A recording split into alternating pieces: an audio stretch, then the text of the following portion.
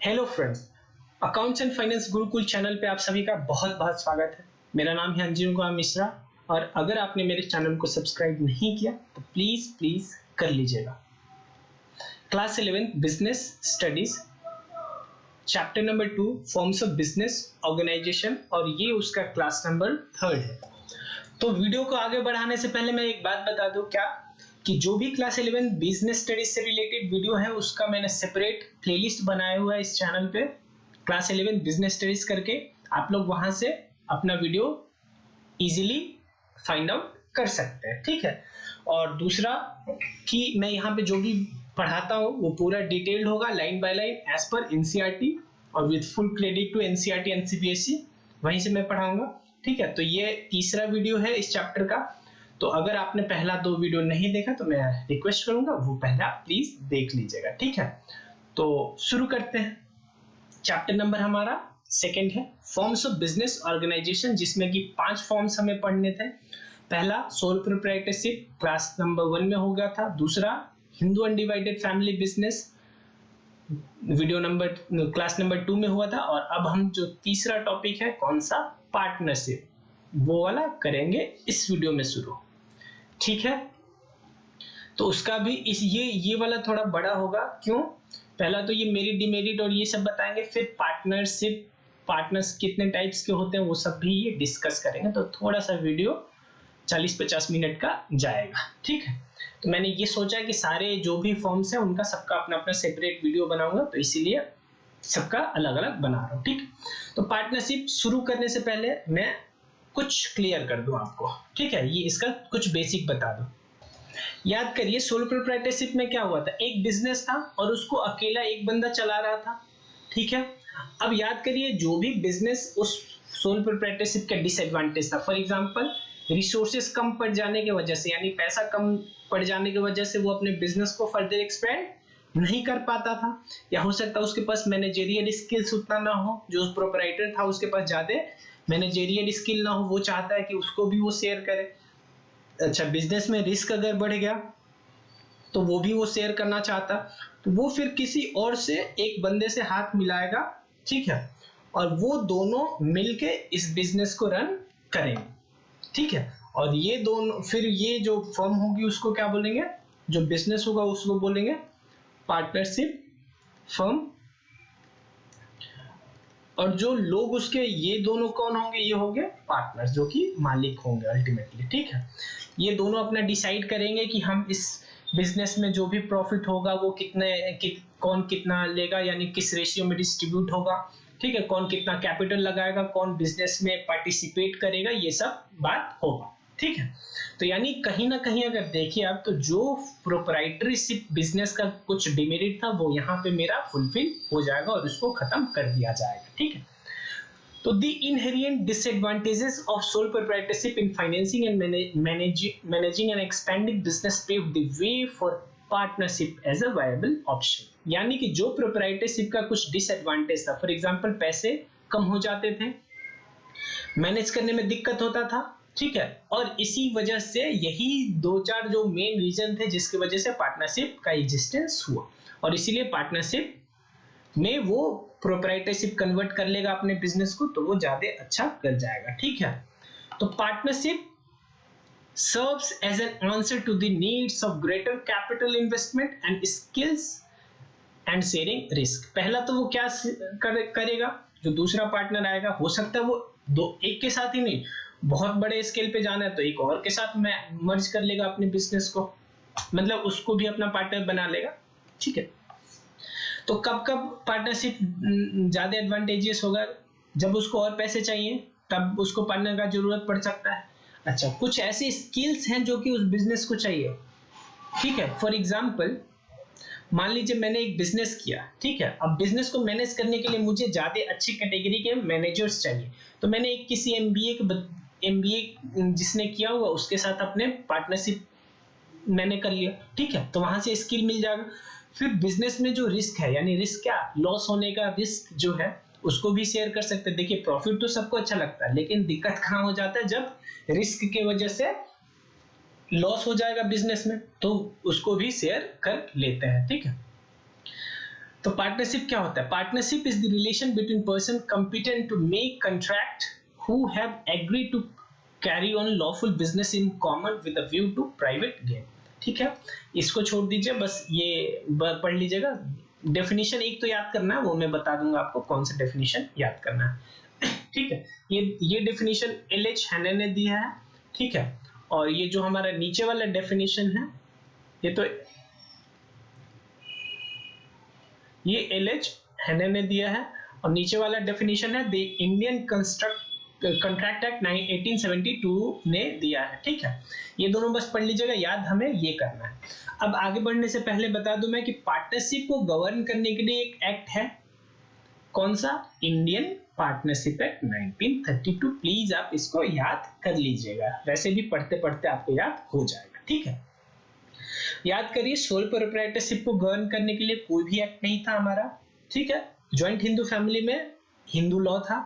Partnership के case में Indian partnership act 1932 है। ठीक है, ये क्या डिफाइन करता है पार्टनरशिप को? पढ़ लीजिए, ये याद भी कर लीजिएगा। The relation between persons who have agreed to share the profit. पहला कि ये रिलेशन है किसके बीच में? कुछ लोगों के बीच में जिन्होंने एग्री किया क्या कि प्रॉफिट मुझे बांटना है।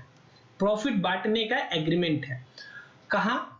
एक बिजनेस का प्रॉफिट बांटने का एग्रीमेंट है जो कि कैरी ऑन होगा, वो बिजनेस चलाएंगे। कौन? हो सकता है सभी मिलके चलाए, या हो सकता है कुछ ही चलाए उसमें से।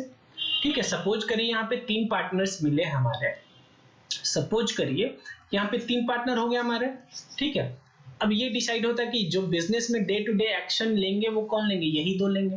यानी मे बी दैट बिजनेस की could be carried by all of them या एनी ऑफ देम।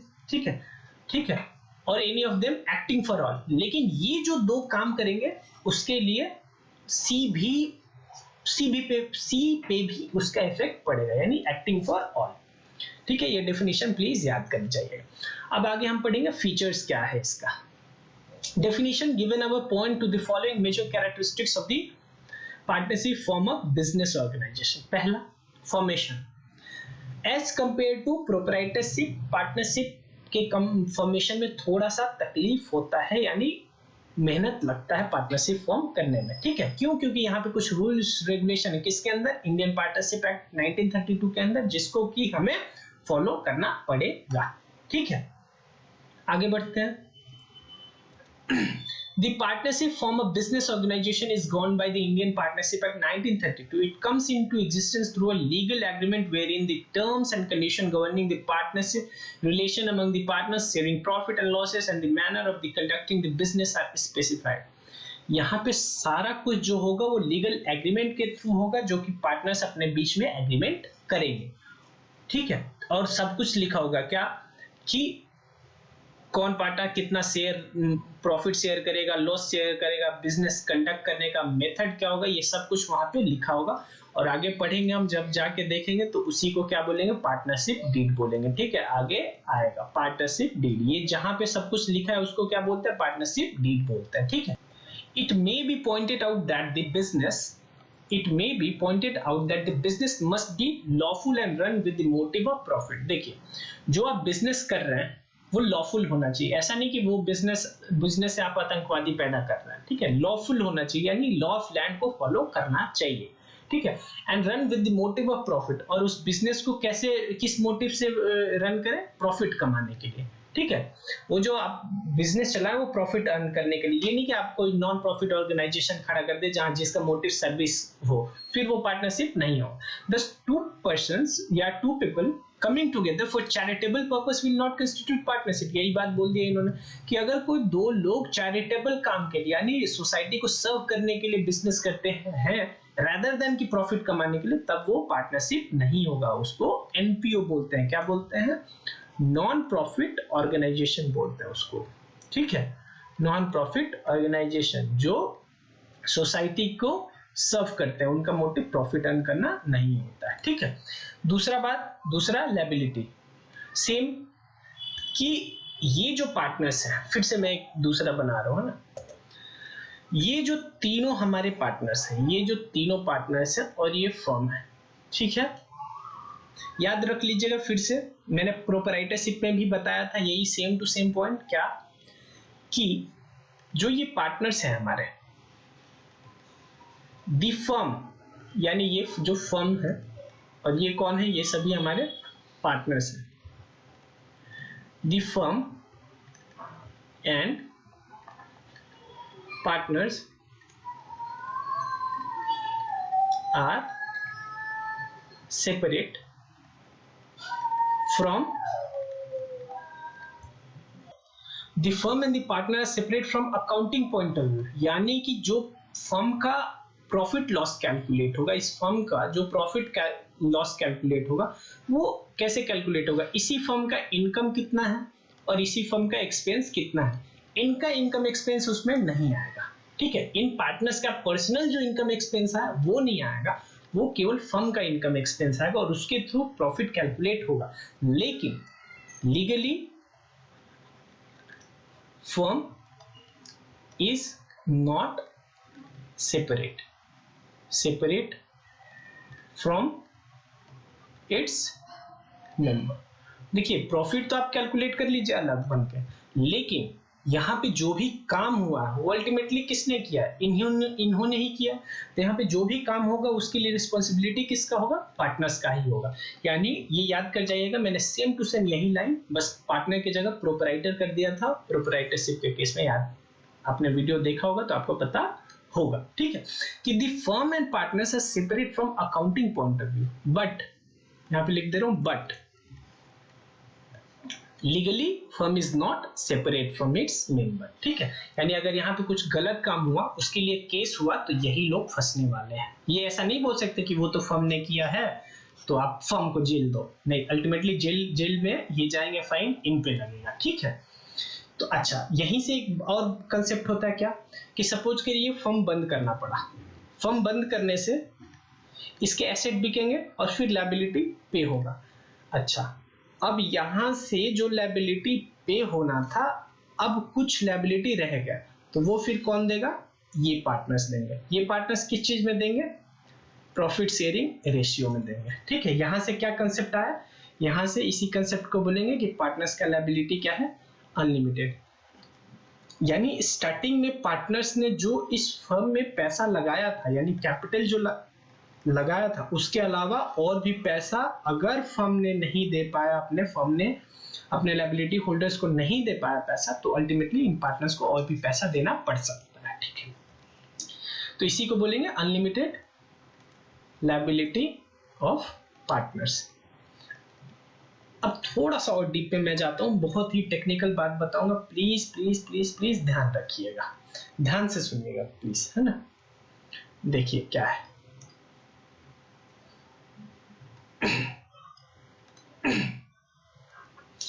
सपोज करिए यहां पे 1.5 लाख, कितना है, 1.5 लाख लायबिलिटी फर्म नहीं पे कर पाई, तो कौन देगा, ये देंगे। ये मान लीजिए एक ए है, बी है और सी है। अब आते हैं नीचे और प्रॉफिट शेयरिंग रेशियो मान के चलिए इक्वल है, तो ए देंगे 50,000, बी देंगे 50,000, ये सब आगे आएगा, लेकिन मैं पहले ही समझा दे रहा हूं ताकि कि आपका अंडरस्टैंडिंग वहां पे बढ़ जाएगा। सभी 50,000 देंगे। अब पता चला भाई ए तो खुद ही घर से ही निकला हुआ, यानी देखिए इसका मतलब मैंने क्या बोला, फिर से समझाता हूं, पहले मैं एक बार ग्राफ बना लेता हूं फिर दिखाता हूं आपको, है ना। तो अगर एक के पास फर्म का लायबिलिटी कितना है, 50,000, यानी ए अपने यहां से अपने घर से कितना रुपए देगा, फर्म के लायबिलिटी के कोरिस्पॉन्डिंग 50,000 और उसको देना पड़ जाएगा। अब एक बात बताइए मुझे, अगर उसको उसके पास अपने पास मान लीजिए 1 लाख का एसेट था और लायबिलिटी था उसके पास, मान लीजिए उसके पास लायबिलिटी खुद का था 20,000, ठीक है, तो इसके पास यानी अल्टीमेटली देखिए, पहला तो वो क्या पे करेगा, अपने प्राइवेट लायबिलिटी को, यानी पहला हक किसका होगा उसके एसेट्स पे, इसके जो प्राइवेट एसेट्स हैं उसमें पहला हक उसके प्राइवेट लायबिलिटी का होगा, यानी इस 1 लाख में से पहले वो देगा 20,000, फिर जो बचेगा उससे 50,000 जाएगा, अगर नहीं बचा तो फिर नहीं देंगे। ठीक है, यानी प्राइवेट एसेट पे पहला हक प्राइवेट लायबिलिटी का होगा, फिर बचा तो फर्म्स लायबिलिटी होगा। ठीक है, तो इसने दे दिया मान लीजिए। अब इन केस अब बी का बात करते हैं। 50,000 था, उसका प्राइवेट एसेट था 1 लाख का और उसका प्राइवेट लायबिलिटी था 1.5 लाख का। ठीक है, तो ये जो 1 लाख रुपए है वो पहले किसको मिल जाएगा? सारा का सारा इसको मिल जाएगा। क्यों? क्योंकि इसके पास इसका पहला राइट है, पहला राइट प्राइवेट लायबिलिटी का होता है। तो जैसे ही इसको दिया, क्या उसके पास कुछ प्राइवेट एसेट बचा? नहीं बचा। तो अब ये जो 50,000 है वो फिर ऐसा नहीं कि वो लायबिलिटी को लॉस चला जाएगा फर्म के लायबिलिटी को। अब ये जो लायबिलिटी होगा या तो सी देगा और या तो ए देगा, और नहीं बल्कि ए और सी नहीं, ये दोनों मिलकर देंगे किस चीज में? प्रॉफिट शेयरिंग रेशियो में। ठीक है, तो यहां से 2 पॉइंट निकला। पहला पॉइंट क्या निकला? ध्यान से एकदम ध्यान से प्लीज। पहला पॉइंट क्या निकला? The first right on partners private asset is of their private liability. यानी अगर उसके पर्सनल कैपेसिटी में, यानी फर्म के कैपेसिटी में नहीं, प्राइवेट कैपेसिटी में अगर कुछ लायबिलिटी है तो पहला एसेट से वहीं पे होगा। यानी यहाँ पे 1 लाख था तो 20,000 पहले पे होगा, फिर जाके बचेगा तब 50,000। वही यहाँ पे क्या हमने देखा कि 1 लाख था तो 1 लाख सारा का सारा यहीं पे लग गया, फिर इनको नहीं मिलेगा। अब दूसरा बात वही मैं बता रहा हूं कि लायबिलिटी जो है ना, partners are severally and jointly liable। यानी कि अगर कोई पार्टनर पैसा नहीं दे पाया, जैसे कि इस केस में बी का जो फर्म लायबिलिटी था 50,000 वो नहीं दे पाया, तो इसका लायबिलिटी ए और सी प्रॉफिट शेयरिंग रेशियो में देंगे। फिर अब मान लीजिए ए ने भी नहीं दिया, ए का तो इसका छोड़ो, अपना खुद का नहीं दिया, फिर सारा का सारा 50,000 ये देंगे। बात समझ गए पूरा? तो इसी को बोलते हैं partners are severally and jointly liable. यानी अपने लिए तो वो लायबल है ही, जो उसका शेयर बना 50,000, अगर कोई और पार्टनर है उसने नहीं दिया तो उसके लिए भी वो लायबल है। ठीक है, तो यहां से 3 चीज प्लीज बहुत याद कर लीजिएगा, अच्छे से याद कर लीजिएगा। यानी मतलब मैं बता नहीं सकता वो कितना बड़ा इंपॉर्टेंट टॉपिक है ये, और ये तो याद ही हो गया होगा अब तक आपको। ये पूरा याद करिएगा, ये याद ही होगा, और नीचे से ये जो 2 चीज मैंने लिखा है, ठीक है, यही बेस है इस पूरे पार्टनरशिप का। ठीक है, अब शुरू करते हैं टॉपिक को। ठीक है, तो यहाँ पे लायबिलिटी पता चल गया अनलिमिटेड होता है। ठीक है, और अनलिमिटेड कहाँ तक होता है? ज्वाइंटली एंड सेवरली भी होता है। ठीक है, the partners of the firm have unlimited liability, हमें तो पता ही है। Personal asset may be used for repaying the debt in case the business assets are insufficient। यानी बिजनेस का लायबिलिटी अगर बिजनेस के एसेट से पे नहीं हुआ तो पार्टनर का पर्सनल एसेट से पे करना पड़ेगा। Further the partner are jointly and individually, आप सेवरली के जगह यहाँ पे इंडिविजुअली यूज कर लीजिए। यानी अपने लिए तो सेवरली भी वैसे सही है। ठीक है, अपने लिए तो लायबल है ही, साथ में दूसरों के लिए भी अगर उसने नहीं दिया तो लायबल है। The partners are jointly and individually liable for the payment of debt, और यही बात ये बता रहे हैं। ठीक, जो अभी हमने यहाँ पे बात किया कि ये 50,000 अगर अपना नहीं दे पाया तो जो दूसरे पार्टनर है वो उनको देना पड़ेगा। ठीक, यही ये आगे अब बात करेंगे। देखिए, jointly all the partners are responsible for the debt and they contribute in proportion to their share in the business and as such are liable to the extent। यानी जो भी पार्टनर का लायबिलिटी होगा, जो पार्टनर के assets firm का जो liability होगा, जो फर्म के एसेट ने नहीं पे किया, वो पार्टनर पे करेंगे। किस रेशियो में? प्रॉफिट शेयरिंग रेशियो में। Individually to each partner can be held responsible repaying the debt of the business, however such partner can later recover from other partner an amount equivalent to the share of the liability defined as per the partnership agreement। ये बोल रहा है कि मान लो कि बाद में एक बार तो इसने दे दिया ए और बी, ए और सी ने इसका शेयर 50,000, बाद में पता चला कि बी के पास पैसा आ गया तो फिर ये इनसे रिकवर कर सकते हैं। ठीक है, वो तो करेंगे ही, ऐसे कैसे छोड़ देंगे। अगला हमारा रिस्क बियरिंग। अच्छा, रिस्क बियरिंग इसमें क्या हो जाता है? शेयर हो जाता है। जो भी पार्टनर्स होते हैं सभी रिस्क शेयर करते हैं। The partners bear the risk involve in the running the business as a team, और सब मिलके रिस्क बियर करते हैं। The reward comes in form of profit which are shared by the partners at an agreed rate. और partner जो risk से reward जो आता है वो क्या होता है, प्रॉफिट बोलते हैं उसको, और प्रॉफिट भी वो शेयर करते हैं. However they also share losses in the same ratio in the event of the incurring losses. ठीक है, प्रॉफिट और लॉस सभी शेयर कर लेते हैं. ठीक है.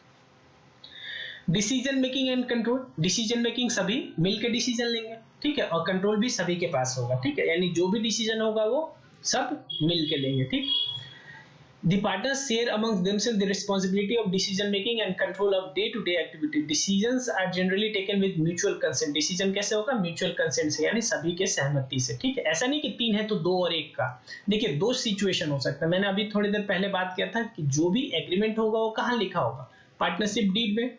अगर पार्टनरशिप डीड में लिख दिया कि मेजोरिटी से डिसीजन हो, यानी सीधे सीधे अगर 3 लोग हैं तो 2 का डिसीजन हो गया, वही हो जाए. लेकिन ऐसा भी लिख सकता है कि सभी के कंसेंट से, ऑल कंसेंट, तो फिर वो मानना पड़ेगा, यानी सभी का सहमति होगा. ठीक है, यानी जो भी पार्टनरशिप डीड में लिखा होगा वही होगा. Thus the activity of a partnership firm are managed through the joint effort for all the partners, यानी of the all partner, यानी सभी के joint effort से होगा. Continuity. Partnership is characterized by lack of continuity of the business since the death, retirement, insolvency of the और insanity of the partner can bring an end to the business. यानी business के continuance पे थोड़ा सा दिक्कत है. क्यों? क्योंकि अगर कोई पार्टनर अगर मर गया या ऐसा कुछ रिटायर हो गया बिजनेस से, बिजनेस बंद करके अब उसने रिटायरमेंट के लिए सोच लिया, तो फिर उस केस में क्या होगा? बिजनेस बंद करना पड़ जाएगा. ठीक है, सेम टू सेम यही प्रोप्राइटरशिप के केस में भी था. यानी जो सारा का सारा प्रोप्राइटरशिप का डिमेरिट यहाँ पे दूर नहीं हो पाया, कुछ ही हो पाया है, ऐसा बोल सकते हैं. ठीक है. Number of partner. अच्छा, अब एक चीज देखिए, जो एक पार्टनरशिप फर्म है उसमें कितने, देखिए मिनिमम तो 2 लोग होने चाहिए. किसी भी पार्टनरशिप होने के लिए मिनिमम 2 मेंबर होने चाहिए. लेकिन मैक्सिमम कितने लोग मिल सकते हैं उसका एक लिमिट है. वो कहाँ लिखा होगा? वो लिखा है मेरे कंपनीज एक्ट 2013 में. ठीक है, इससे मतलब आपको नहीं है, सीधे सीधे आप मैक्सिमम नंबर कितना है? 50. यानी मिनिमम कितने लोग जुड़ सकते हैं? मिनिमम एक पार्टनरशिप में 2 लोग होने चाहिए और मैक्सिमम कितने होने चाहिए? 50 होने चाहिए. बात खत्म. ठीक. The minimum number of partnership needed to start a business is 2. ठीक है, अकॉर्डिंग टू द सेक्शन. ये सब कुछ आपको याद नहीं करना. Maximum number of the partnership in the partnership firm can be 100. वैसे तो लिखा क्या है कंपनीज एक्ट में कि मैक्सिमम 100 हो सकता है, लेकिन अगर कुछ रूल 10 में लिखा है, यानी अल्टीमेटली अभी के केस में 50 है, लेकिन इसको अगर सरकार चाहे तो 100 कर सकती है, लेकिन अभी है क्या? 50 ही है. ठीक है. अगला हमारा mutual agency. The definition of partnership highlight the fact that it is a business carried on by all or any one of them acting for all. In other words, every partner is both an agent and principal. यानी सभी partner एक दूसरे के agent भी हैं firm के. Firm और partners में क्या रिलेशन है? एजेंट और प्रिंसिपल दोनों का. He is an agent of the other partner as he represent them and thereby binds them through his act. और जो भी पार्टनर कुछ काम करेगा, ये अच्छा पॉइंट है, प्लीज याद कर लीजिएगा. म्यूचुअल एजेंसी का याद करने में थोड़ा सा आपको दिक्कत होगा, लेकिन प्लीज आप याद कर लीजिएगा. यानी जो भी पार्टनर मेरा काम करेगा, एक सपोज करिए मेरा 3 पार्टनर है यहाँ पे. ठीक है, इन दोनों ने डिसाइड किया कि हम 2 ऑपरेशन में पार्ट लेंगे और ये घर पे ही बैठेगा, बस कैपिटल लगाए. तो जो भी ये पार्टनर करेगा, इस फर्म से रिलेटेड काम जो भी करेगा, उसके लिए ये भी लायबल होगा और ये भी लायबल होगा. ठीक है. He is an agent of other partner as he represent them and thereby binds them through his act. He is principal as he too can be bound by the act of others. ठीक है, principal भी है और agent भी है. Please आप याद कर लीजिएगा ये वाला. ठीक है, आगे देखते हैं. काफी टाइम लग रहा है, कुछ ज्यादा ही डीप में जा रहा हूं, लेकिन आपके लिए बेनिफिशियल ही है. अगला है हमारा मेरिट. क्या है इसका? Ease of formation and closure. ठीक है, देखिए जो बिजनेस पार्टनरशिप फर्म है, ऑल्दो ये पार्टनरशिप एक्ट 1932 फॉलो करते हैं, लेकिन उसमें कुछ ज्यादा रूल रेगुलेशन नहीं है. उसमें भी मतलब इजीली फॉर्म हो जाता है. ठीक है. A partnership firm can be formed easily by putting an agreement between the prospective partners into place whereby they agree to carry out the business of the firm and share the risk. There is no compulsion with respect to registration of the firm. ठीक है. देखिए सीधे सीधे दो चार मतलब दो या दो से ज्यादा लोग मिलेंगे, उनके बीच में एग्रीमेंट होगा, वहां पे डिसाइड होगा क्या कि हम बिजनेस करेंगे, बिजनेस में इस चीज का बिजनेस करेंगे, जो प्रॉफिट होगा वो इस हिसाब से डिस्ट्रीब्यूट हो जाएगा। ठीक है। अच्छा, यहाँ पे कोई जरूरत नहीं है, क्या कोई जरूरत नहीं है कि फर्म का रजिस्ट्रेशन हो। ठीक है, नॉट कंपलसरी, यानी बिजनेस को रजिस्टर्ड करवाना कंपलसरी नहीं है। लेकिन अगर रजिस्ट्रेशन करवा लेंगे तो क्या होगा, आगे चल के कोई झगड़ा हुआ अगर उनके बीच में तो लीगली वो काम कर जाएगा। ठीक है। अगर मान लीजिए दो मतलब मैं और मेरा एक कोई फ्रेंड है, सपोज करिए हम दोनों ने मिलकर बिजनेस शुरू किया। ठीक है, अभी बहुत अच्छा फ्रेंडशिप है, तो हम दोनों बस बोल के कि ठीक है भाई देखो तुम भी 1 लाख रुपए लगाना बिजनेस में, मैं भी लगा दूंगा, जो भी प्रॉफिट होगा इक्वली डिस्ट्रीब्यूट करेंगे, बिजनेस शुरू करते हैं। कोई भी कागजी कार्रवाई नहीं हुआ। ठीक है, तो ऐसे भी बिजनेस शुरू हो सकता है विदाउट रजिस्ट्रेशन, इसीलिए बोल रहा है कि इज इंफॉर्मेशन एंड क्लोजर। ठीक है, बैलेंस डिसीजन मेकिंग, जो यहाँ पे डिसीजन होगा वो सभी का होगा, तो वो अगर जरूरी तो नहीं है ना कि सभी का डिसीजन होगा तो अच्छा होगा, ये इसीलिए जो डिसीजन होगा वो बैलेंस्ड हो जाएगा। ठीक है, एक लोग रहेगा तो हो सकता है उसका डिसीजन गलत भी हो सकता है, लेकिन जब 3-4 लोग मिलजुल के जब डिसीजन लेते हैं वो तो डिसीजन नॉर्मली अच्छा होता है। ठीक है, ऑल्दो टाइम लगता है, टाइम कंज्यूमिंग है, जो कि डिमेरिट हो जाएगा इसका, लेकिन जो डिसीजन होगा वो अच्छा होगा। ठीक है, अगला देखते हैं। The partners can oversee different function according to their area of expertise। अच्छा, जो भी डिसीजन लेंगे, अब जिन पार्टनर, अब 3-4 लोग हैं, दो या दो से ज्यादा पार्टनर्स हैं, तो सबका जो भी एक्सपर्टाइज होगा उस हिसाब से मैनेजिंग में वो काम मैनेजरियल काम करेगा। ठीक है, because an individual is not forced to handle different activity, this not only reduces the burden of work but also leads to fewer error in judgement, as a consequence decision are likely to be more balanced. ठीक है, जो proprietorship के case में क्या था, हमारा एक ही partner था, वही सारा डिसीजन लेता था, लेकिन यहाँ पे अपने एक्सपर्टाइज के बेस पे सब जिनका जिस एरिया में एक्सपर्टाइज है उस हिसाब से वो काम कर सकते हैं। ठीक है, और बर्डन भी कम होगा और इसलिए डिसीजन अच्छा लिया जाएगा। मोर फंड्स, प्रोप्राइटरशिप के केस में क्या था, एक ही बंदा था, उसी को पैसा सारा लगाना था। यहाँ पे दो या दो से ज्यादा हो गए तो कैपिटल ज्यादा हो जाएगा। ठीक है, फिर बिजनेस को आगे एक्सपैंड कर सकेंगे। In a partnership, the capital is contributed by a number of partners. This makes it possible to raise larger amount of funds as compared to sole proprietorship and undertake additional operation when needed. यानी proprietorship के case में पैसे का कमी होता था, वो यहाँ पे थोड़ा बहुत दूर हो गया, थोड़ा बहुत ही दूर हुआ। यानी 2-4 भी पार्टनर, अगर 50 ही है ना मैक्सिमम जो पार्टनर मिल सकता है, 50 भी मिल के मान लीजिए सभी ने भी लगा दिया, फिर भी और भी बिजनेस में स्कोप है, तो अब कहाँ से करेंगे। ठीक है, तो यहाँ पे भी कुछ ना कुछ थोड़ा सा लिमिट है फंड्स पे, लेकिन एज कंपेयर टू प्रोप्राइटरशिप अच्छा है। अगला हमारा शेयरिंग ऑफ रिस्क, सभी पार्टनर जो बिजनेस में रिस्क है उसको भी शेयर करेंगे। ठीक है, और अकॉर्डिंगली जो भी लॉस होगा सभी को बटेगा। ठीक है, सभी को बटेगा, क्या बियर करना पड़ेगा। The risk involve in running a partnership firm are shared by all the partners. This reduces anxiety, burden and stress on individual partner. ठीक है, और सभी को रिस्क बियर करना पड़ेगा, इसलिए एक पे होता तो ज्यादा परेशान नहीं होता, आप सभी बियर करेंगे तो अच्छा होगा। अच्छा, सिक्रेसी। अच्छा, यहाँ पे भी देखिए, जो भी कंपनी का डेटा है कि प्रॉफिट कितना हुआ, लॉस कितना, वो ज्यादा से ज्यादा कितने लोग जानेंगे, जितने पार्टनर्स होंगे वहीं तक सीमित होगा ना। कंपनी कहीं भी लीगली बाउंड नहीं है अपने अकाउंट्स को, यानी कितना प्रॉफिट हो गया, लॉस हो गया, या दिखाने के लिए कहीं भी पब्लिश करने के लिए लायबल नहीं है, लीगली बाउंड नहीं। तो फॉर एग्जांपल जैसे कि कंपनी के केस में होता है, कंपनी को अपना जो भी प्रॉफिट लॉस होता है वो दिखाना होता है, और जनरल पब्लिक भी वहां से वो देख सकता है। ठीक है, न्यूज़पेपर पे भी कहीं कुछ कंपनी के लिए न्यूज़पेपर में भी डालना कंपलसरी होता है। ठीक है, तो फिर वहां पे सिक्रेसी मेंटेन नहीं होता, लेकिन पार्टनरशिप के केस में और प्रोप्राइटरशिप के केस में भी सिक्रेसी मेंटेन हो जाता है। क्यों? क्योंकि इन दोनों केस में पब्लिश करना कंपलसरी नहीं है। ठीक है, hence it is able to maintain confidentiality of information relating to its operation, और इसीलिए कॉन्फिडेंशियलिटी मेंटेन हो जाता है। अगला हमारा है लिमिटेशन। तो हमने बहुत ही एग्जाम्पल के साथ अच्छे से बात किया था, क्या कि लायबिलिटी क्या होता है, अनलिमिटेड होता है। पढ़ लेते हैं बस, वैसे हम लोगों ने यहाँ पे समझ लिया था क्या कि पार्टनर अगर फर्म नहीं पे कर पाएगी तो वो लायबिलिटी पार्टनर्स को देना होगा, और उसका कोई लिमिट नहीं है। ठीक है, The partners are liable to repay debt even from their personal resources in case the business assets are not sufficient to meet its debt. The liability of partners is both joint and several, which may prove to be drawback for those partner who have greater personal wealth. ठीक है, और देखिए तो यहाँ पे जिस partner का ज्यादा वेल्थ है, घर पे ज्यादा पैसा पड़ा हुआ है, यानी प्राइवेट एसेट्स ज्यादा हैं, पर्सनल कैपेसिटी में एसेट ज्यादा है, उसको तो और तकलीफ होगा। क्यों? क्योंकि अगर दूसरे ने नहीं दिया, सपोज करिए इनके पास प्राइवेट एसेट कम था एज कम्पेयर टू इनका प्राइवेट लायबिलिटी, तो फिर इनको लॉस हुआ ना, यानी इनके पास ज्यादा एसेट था इसलिए इनको वो भी लॉस बियर करना पड़ा जो दूसरा पार्टनर नहीं किया। ठीक है, बहुत ही डीप में पढ़ा रहा हूं।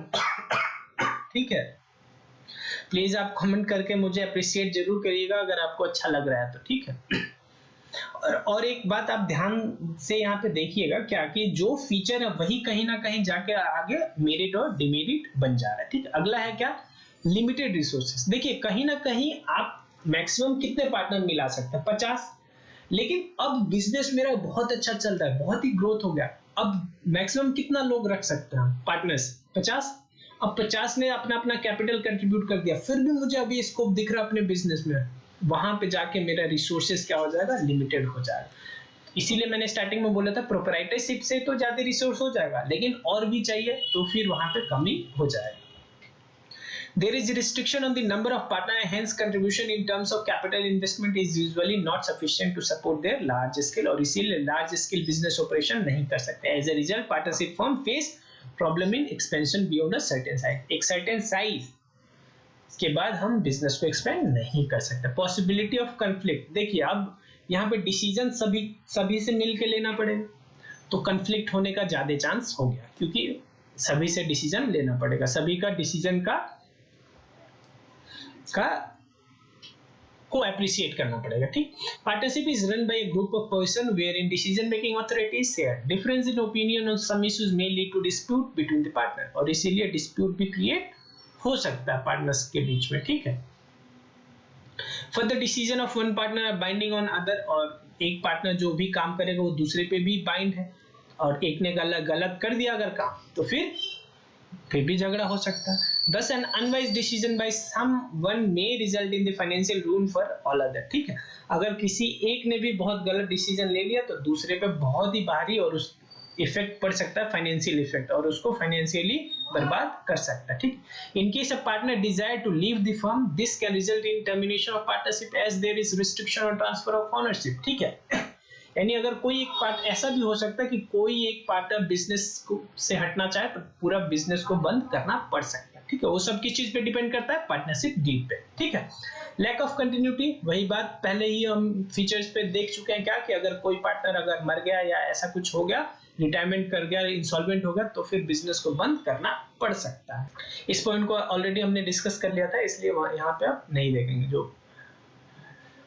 जो हमारे ये वाला पॉइंट था उसको फर्दर नहीं कैरी ऑन कर रहा हूँ, लैक टू कंटिन्यूटी का। ठीक है, अगला हमारा लैक ऑफ पब्लिक कॉन्फिडेंस। देखिए यहाँ पे अगर आप ध्यान से देखेंगे तो रूल्स रेगुलेशन हमारे पास कुछ नहीं है।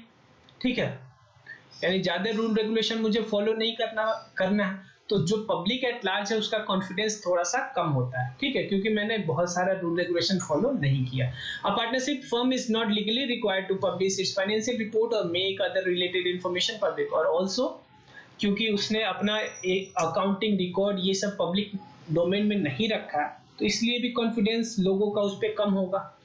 अगर रख दिया होता तो सबको पता होगा कि कंपनी के अंदर क्या चल रहा है। अब ऐसे पब्लिश किया ही नहीं है तो कैसे पता चलेगा? ठीक है, it is therefore difficult for any member of the public to ascertain the true financial status of the partnership firm, और इसीलिए कोई अच्छा से ये ascertain नहीं कर पाएगा कि कंपनी का क्या स्थिति चल रहा है, क्योंकि कंपनी का बैलेंस शीट, प्रॉफिट लॉस ये सब है ही नहीं कहीं पे, वो केवल कंपनी ने कॉन्फिडेंशियल अपने पास ही रखा है और वो लीगली बाउंड भी नहीं है कि लोगों को दिखाए। As a result, the confidence of public in partnership firm is generally low, और इसीलिए पब्लिक का कॉन्फिडेंस नॉर्मली कम ही होता है पार्टनरशिप के केस में। ठीक है, अब अगला हम देखते हैं टाइप्स ऑफ पार्टनर, यानी पार्टनर किस किस कैटेगरी के पार्टनर हो सकते हैं। ठीक है, A partnership firm can have different type of partner with different roles and liabilities. ठीक है, यानी उनका रोल अलग हो सकता है और liability अलग हो सकता है. And understanding of this types is important for a clear understanding of their rights and responsibility. और ये जरूरी है किस चीज के लिए, उनका राइट समझने के लिए और उनका रिस्पॉन्सिबिलिटी समझने के लिए ये जरूरी है. पहले को बोलते हैं एक्टिव पार्टनर. क्या? Active partner. एक्टिव पार्टनर क्या होगा? जो कि बिजनेस में एक्टिवली पार्टिसिपेट करेगा, यानी उसमें डिसीजन मेकिंग में, मैनेजमेंट में जाके उस ऑफिस में बैठेगा, उस पर डिसीजन लेगा, वो एक्टिव पार्टनर होता है. An active partner is one who contributes capital. पहला तो वो कंट्रीब्यूट कैपिटल करता है, participate in management of the firm, share its profit and losses and is liable to an unlimited extent to the creditors of the liability. यानी जो मेरा active partner होता है वो पहला तो कैपिटल कंट्रीब्यूट करता है, दूसरा मैनेजमेंट में पार्ट लेता है, तीसरा प्रॉफिट लॉस शेयर करता है, और चौथा कि उसका लायबिलिटी क्या होता है? अनलिमिटेड. जो हमने अभी बात किया था कि पार्टनर्स का लायबिलिटी अनलिमिटेड होता है, तो अगर वो पार्टनर एक्टिव होगा तो उसका लायबिलिटी अनलिमिटेड होगा. This partner take actual part in carrying out the business of the firm on behalf of other partner. और ये वही पार्टनर है जो कि अदर्स पार्टनर के बिहाफ पे बिजनेस को कंडक्ट करेंगे फर्म में. ठीक है. अगला हमारा है स्लीपिंग और डोमेन पार्टनर. नाम से ही लग रहा है सो रहा है कहीं पे. ठीक है, यानी ये मैनेजमेंट में पार्ट नहीं लेगा. Partner who do not take part in the day to day activity of the business are called sleeping partner. यानी day to day activity of the partnership में जो day to day activity of the firm में part नहीं लेगा उसको dormant या sleeping partner बोलेगा. Sleeping partner however contributes capital. लेकिन वो कैपिटल जरूर लगाएगा, प्रॉफिट लॉस भी शेयर करेगा, उसका लायबिलिटी भी अनलिमिटेड होगा. बस दोनों में एक्टिव और स्लीपिंग में क्या डिफरेंस है? जो एक्टिव पार्टनर है डेली ऑफिस आएगा, उसमें स्ट्रेटेजी बनाएगा, बिजनेस को ऑपरेशंस देखेगा. ठीक है, लेकिन ये घर पे ही सोया रह जाएगा. ठीक है. अगला हमारा सीक्रेट पार्टनर, यानी नाम से लग रहा है छुपा हुआ है. पार्टनर तो है लेकिन सबको पता नहीं है, ये छुपा हुआ पार्टनर है. ठीक है. अब secret partner is one whose association with the firm is unknown to general public. यानी वो पार्टनर मेरा उस फर्म का पार्टनर है, ये जनरल पब्लिक को पता नहीं होता है, सीक्रेट होता है, उनसे छुपाया जाता है. Other than this distinct feature in all the other aspect he is likely to risk of the partner. He contributes capital भी लगाएगा, मैनेजमेंट में भी पार्ट लेगा, प्रॉफिट लॉस भी शेयर करेगा, और लायबिलिटी भी उसका अनलिमिटेड होगा. बस वो क्या होगा, वो जनरल पब्लिक को ये बात नहीं पता होगा कि वो भी पार्टनर है उस फर्म का. ठीक है. अगला हमारा nominal partner. A nominal partner is one who allows the use of his her name by a firm but doesn't contributes capital. ये वो पार्टनर है जो अपना नाम दे देगा कि आप मेरा नाम यूज कर लो एज अ पार्टनर, लेकिन वो कोई कैपिटल नहीं कंट्रीब्यूट करेगा. She doesn't take active part in managing, यानी मैनेजमेंट में भी पार्ट नहीं लेगा, और प्रॉफिट लॉस भी शेयर नहीं करेगा, और वो लायबल भी नहीं होगा, यानी उसका कोई लायबिलिटी भी नहीं होगा. ठीक है. जो कि अनलिमिटेड लायबिलिटी होगा वो नहीं होगा. बस कुछ ये सीधे समझ लीजिए कि लोग समझते हैं कि वो पार्टनर है लेकिन वो एक्चुअल पार्टनर नहीं है. नहीं वो कैपिटल कंट्रीब्यूट करेगा, नहीं मैनेजमेंट में पार्ट लेगा, नहीं प्रॉफिट लॉस, और नहीं उसका कोई लायबिलिटी होगा. अगला टाइप कौन सा हो गया? Partner by estoppel. ये इंपॉर्टेंट है, इन सभी में ये इंपॉर्टेंट है. वैसे तो सारे इंपॉर्टेंट है, बाकी इन सभी में ये ज्यादा इंपॉर्टेंट है. ठीक है, ये ज्यादा इंपॉर्टेंट है. Partner by steeple. A person is considered a partner by stipple if through his her own initiative, conduct or behavior he she gives an impression to others that he she is partner of the firm. यानी वो partner ऐसा कुछ काम करेगा कि उसके काम, उसके बिहेवियर से ये लगेगा, उसके कंडक्ट से ऐसा लगेगा कि कहीं ये बिजनेस का पार्टनर तो नहीं है. ठीक है. Such partner are held liable for the debt of the firm because in the eyes of the third party they are considered partner. ठीक है. Even though they do not contribute capital or take part in management. देखिए, वो capital लगा सकता है, management भी part ले सकता है. ठीक है. नहीं सॉरी, कैपिटल नहीं लगा सकता, मैनेजमेंट भी पार्ट ना ले, लेकिन उसके कंडक्ट और बिहेवियर से ये प्रतीत होता है कि कहीं ना कहीं वो उस बिजनेस का पार्टनर है. और थर्ड पर्सन के आईज में, यानी in the eyes of third person, वो क्या था? वो पार्टनरशिप में पार्टनर था और इसीलिए वो थर्ड, वो लायबल भी होगा। Such partner is held liable, यानी उसका लायबिलिटी अनलिमिटेड होगा। ठीक है, आगे देखते हैं। एग्जाम्पल ले रहा है ये। Suppose Rani is a friend of Seema who is a partner in a software firm, Simplex Solution. On Seema's request, Rani accompanies her to a business meeting with Mohan Software and actively participate in the negotiations process of a business deal and gives the impressions that she is also a partner in Simplex partner. If credit is extended to Simplex Solution on the basis of this negotiation, Rani would also be liable for repayment of such debt as if she is the partner of the firm. यानी suppose करिए दो friend थे, overall बहुत easy था। देखिए, एक रानी एक partner थी किसी फर्म में, वो सीमा के साथ गई, ठीक है, नेगोशिएशंस पे। ठीक है, तो रानी के साथ, अच्छा सॉरी, सीमा थी पार्टनर एक फर्म में, ठीक है, सिंपेक्स सॉल्यूशंस में।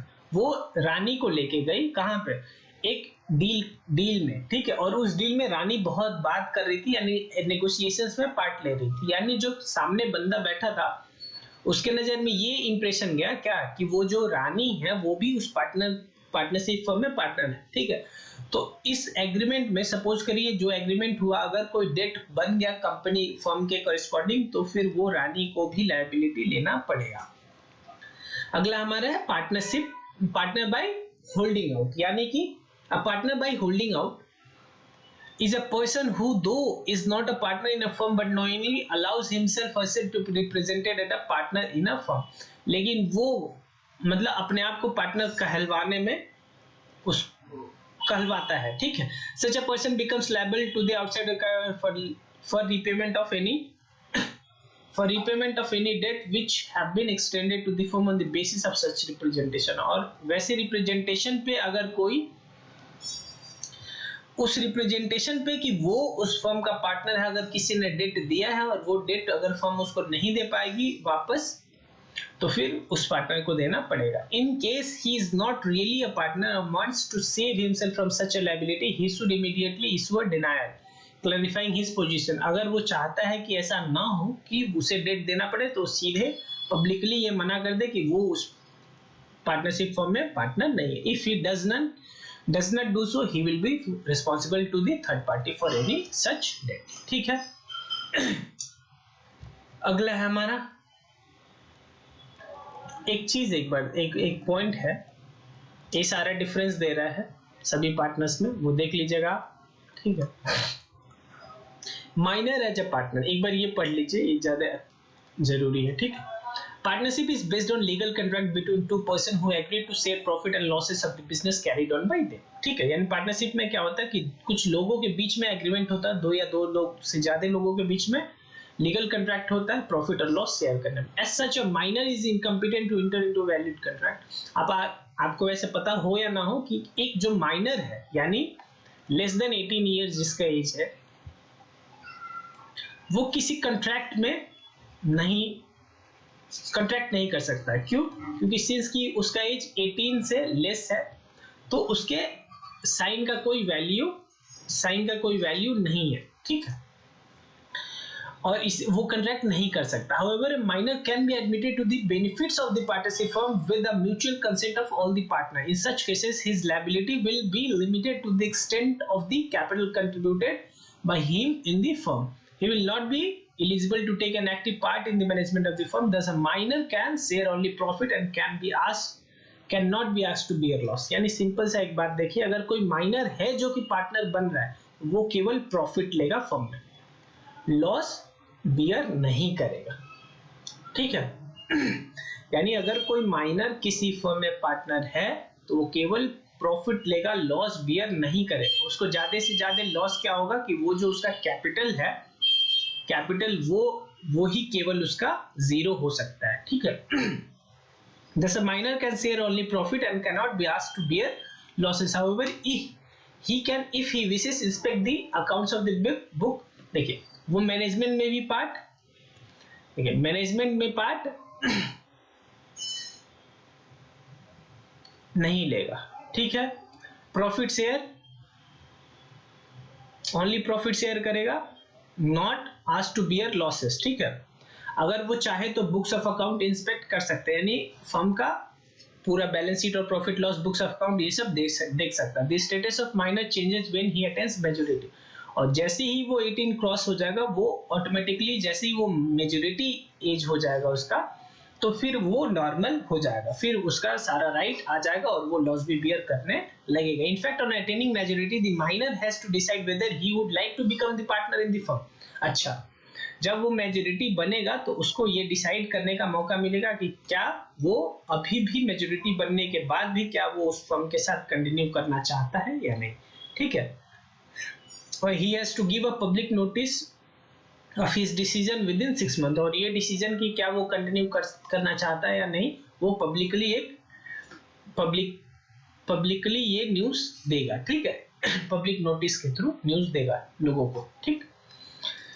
If he fails to do so within the stipulated time, अगर 6 महीने में उसने ये काम नहीं किया, he will be treated at full fledged partner, और अगर नहीं किया तो उसको full fledged partner ट्रीट कर लिया जाएगा, और वो सारे लायबिलिटी के लिए, अनलिमिटेड जो लायबिलिटी होता है उसके लिए लायबल हो जाएगा in the same way as the active partners are, ठीक है। बहुत बड़ा टॉपिक है ये वाला, ठीक है। चलिए अगला देखते हैं। मैं पार्टनरशिप इसी में कंप्लीट करूंगा कैसे भी। अगला है हमारा types of partnership. Types of partnership यानी पार्टनरशिप करने का क्या क्या टाइप है। Partnership can be classified on the basis of two various factor, पहला ड्यूरेशन और दूसरा liability. On the basis of duration there can be two type of partnership, partnership at will और पार्टनरशिप particular partnership, ठीक है। On the basis of liability, two types of partnership include with limited liability partnership and the other with unlimited liability. This type is described in the following section. पहला हमारा है classification on the basis of duration। दो में classify किया, पहला partnership at will और दूसरा particular partnership. पहला हमारा पार्टनरशिप एट विल, यानी कि ये जो पार्टनरशिप है ये विल पे, यानी जब चाहे, विल का मतलब चाह, यानी जब चाहे इस पार्टनरशिप को कोई पार्टनर या सभी पार्टनर मिलकर एग्रीमेंट के साथ बंद कर सकते हैं, ठीक है। This type of partnership exist at the will of the partner, यानी पार्टनर जब तक चाहते हैं वो पार्टनरशिप चलेगा। It can continue as long as the partner want and is terminated when any partner gives a notice of withdrawal from the partnership. और जब कोई भी पार्टनर अगर बिजनेस से हटने का यानी निकलने का बात कर दे और निकलने का नोटिस दे दे, तब वो पार्टनरशिप खत्म हो जाए। दूसरा है हमारा पर्टिकुलर पार्टनरशिप, यानी ऐसा पार्टनरशिप जो कि बना ही एक किसी पर्टिकुलर काम के लिए है, यानी स्पेसिफिक पर्पस के लिए, और जैसे ही वो पर्पस कंप्लीट हो जाएगा वो पार्टनरशिप खत्म हो जाएगा।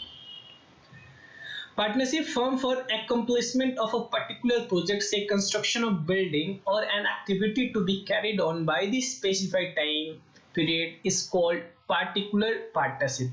यानी एक पार्टनरशिप या तो वो किसी पीरियड ऑफ टाइम के लिए होती है, एक साल के लिए, 2 साल के लिए, ऐसा करके, ठीक है, या किसी एक स्पेसिफिक काम को लेके है, तो वो या तो टाइम खत्म हो गया या वो काम कंप्लीट हो गया तो वो फिर पार्टनरशिप खत्म हो जाएगा। It dissolve automatically when the purpose for which it was form is fulfilled और when the time duration expires.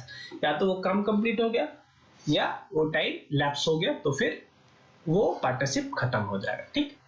अगला बेसिस क्या था हमारा, लायबिलिटी।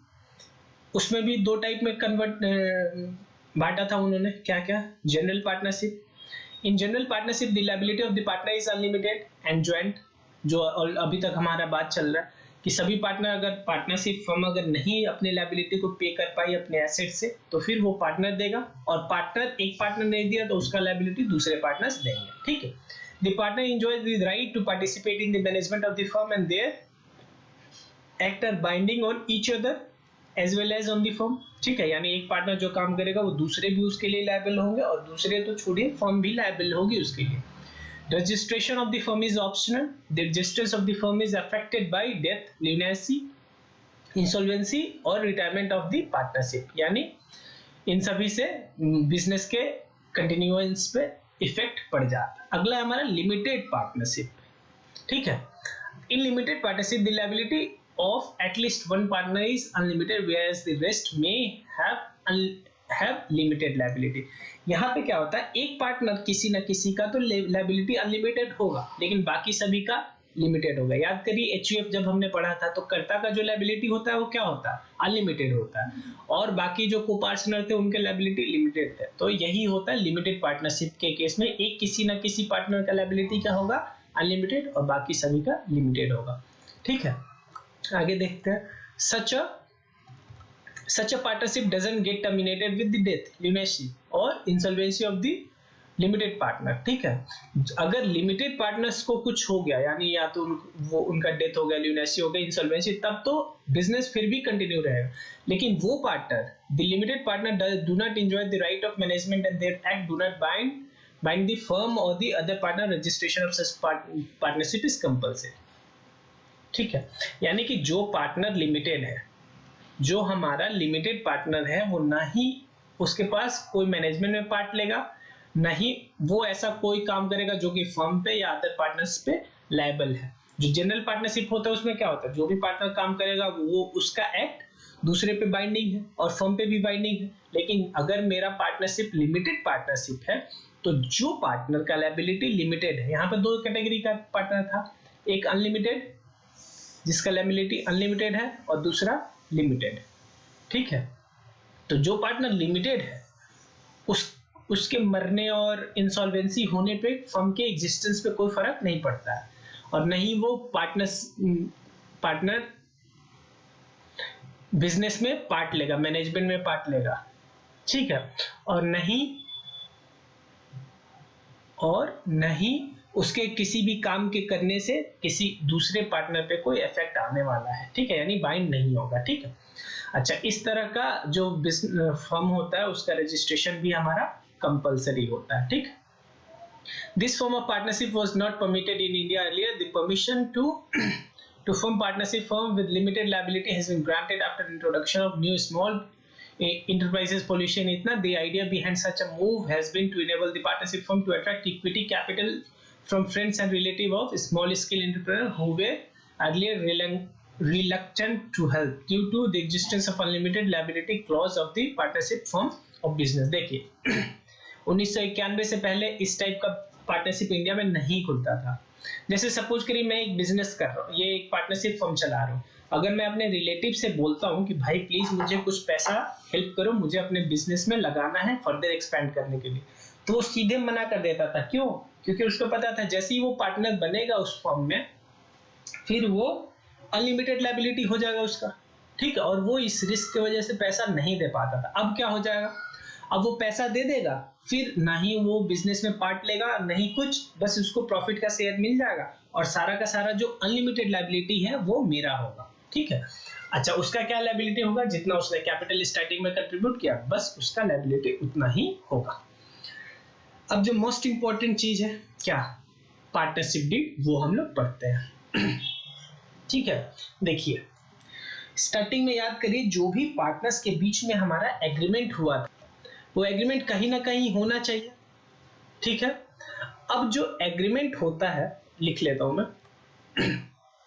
जो एग्रीमेंट होता है पार्टनर्स के बीच में, अभी तक आप लोगों ने पढ़ के देखा होगा एग्रीमेंट दो तरह से हो सकता है, ओरल यानी बात हो गया बस बात खत्म, आगे कुछ नहीं, और दूसरा रिटेन एग्रीमेंट।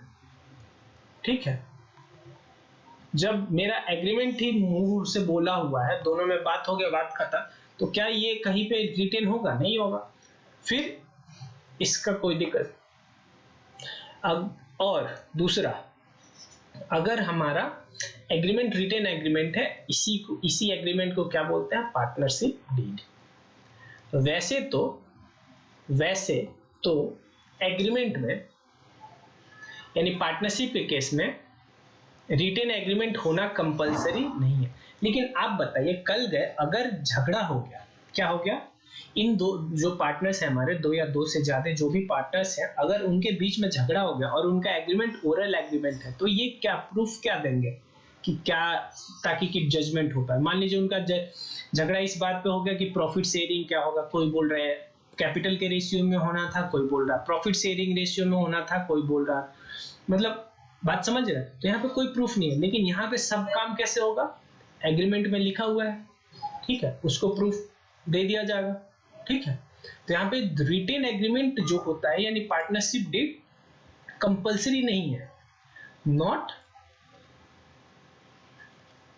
कंपल्सरी, बट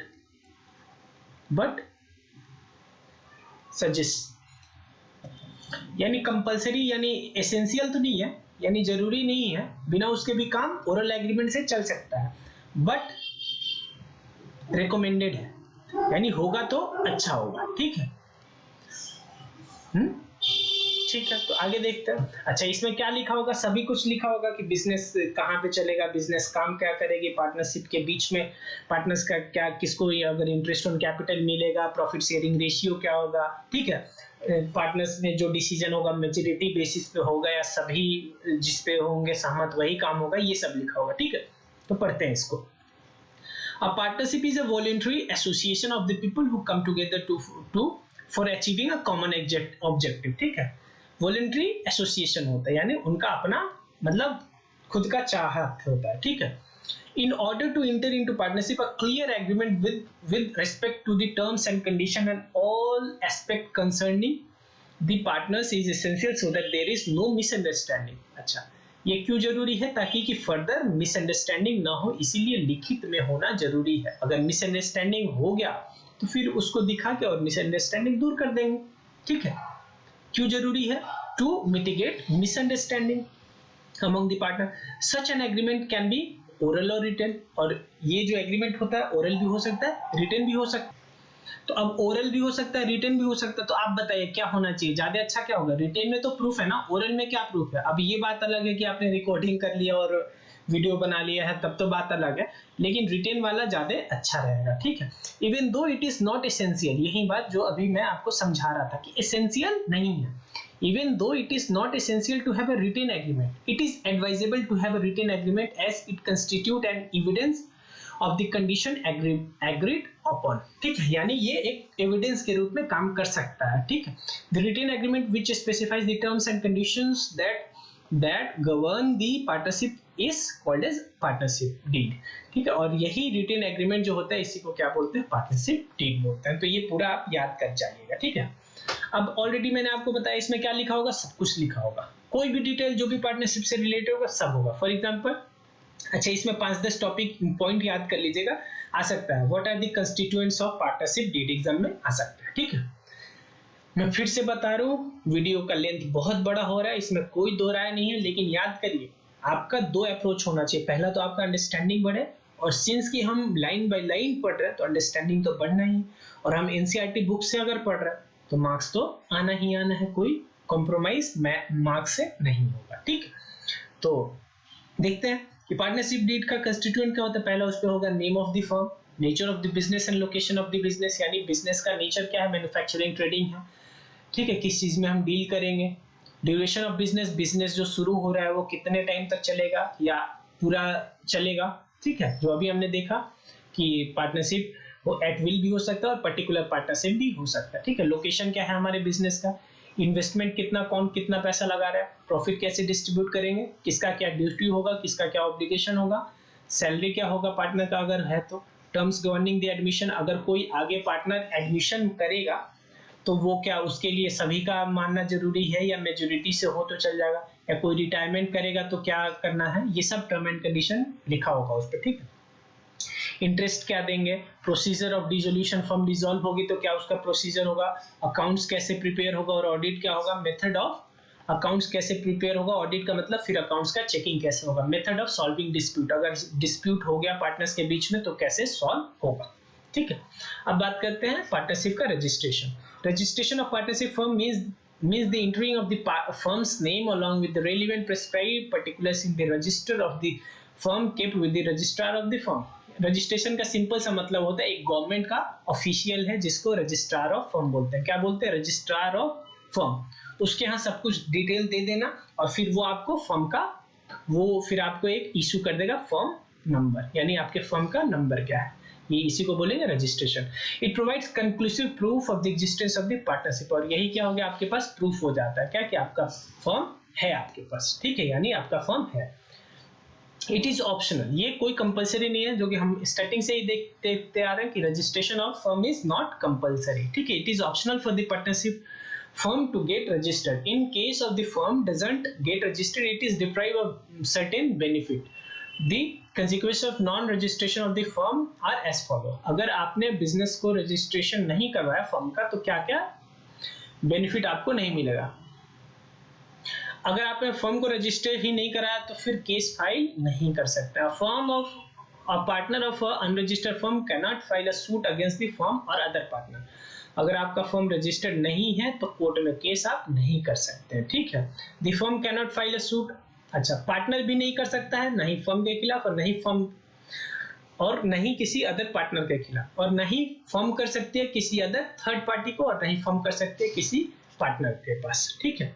समझ गए बात, ये मतलब ओवरऑल केस रिलेटेड है। देखिए, अगर आपने रजिस्ट्रेशन सरकार के यहाँ करवा लिया, इसका मतलब आप एग्जिस्टेंस में हैं। अगर नहीं करवाया तो यानी मान लिया जाएगा आप एग्जिस्टेंस नहीं करते थे, तो एग्जिस्टेंस ही नहीं है तो फिर केस कैसे फाइल होगा, ठीक है। In view of these consequences, it is therefore advisable to get the firm registered. और इसीलिए आपको एक एडवाइस है कि आप अगर कोई फर्म खोल रहे हैं तो उसका प्लीज रजिस्ट्रेशन करवा लें। According to the Indian Partnership Act 1932, the partner may get the firm registered with the registrar of the firm of the state in which the firm is situated. अच्छा, ये जो रजिस्ट्रेशन होता है वो state basis पे होता है। हर एक स्टेट में अपना अपना क्या है, रजिस्ट्रार है, ठीक है। वहां पे जाके आप अपने फर्म को रजिस्टर करवा सकते हैं। The registration can be at a time of formation और at any time during the registration. या तो आप जब बिजनेस शुरू करें तभी, यानी फर्म जब शुरू करें तब रजिस्ट्रेशन करवा लीजिए, या किसी भी टाइम जब आपको बीच में, मान लीजिए आपने स्टार्टिंग में नहीं करवाया, 2-4 साल बाद आपको लग रहा है कि करवा लेना चाहिए, तब करवा लीजिए। ऐसा नहीं है कि बिजनेस शुरू में नहीं किया तो फिर कभी नहीं करेंगे। The procedure of getting a firm registered is as follows. उसका क्या प्रोसीजर है थोड़ा बहुत देख लेते हैं। वैसे ये इंपॉर्टेंट टॉपिक नहीं है, मतलब रजिस्ट्रेशन वाला, इसके बाद वाला इंपॉर्टेंट नहीं है, लेकिन देख लेते हैं, ठीक, इजी ही है, देख लेते हैं। The procedure for getting a firm registered is as follows. पहला, submission of application in the prescribed form to the registrar. जो भी फॉर्म नंबर है उस फॉर्म नंबर पे पूरा फिल करके रजिस्ट्रार को दे देंगे। The application should contain the following detail.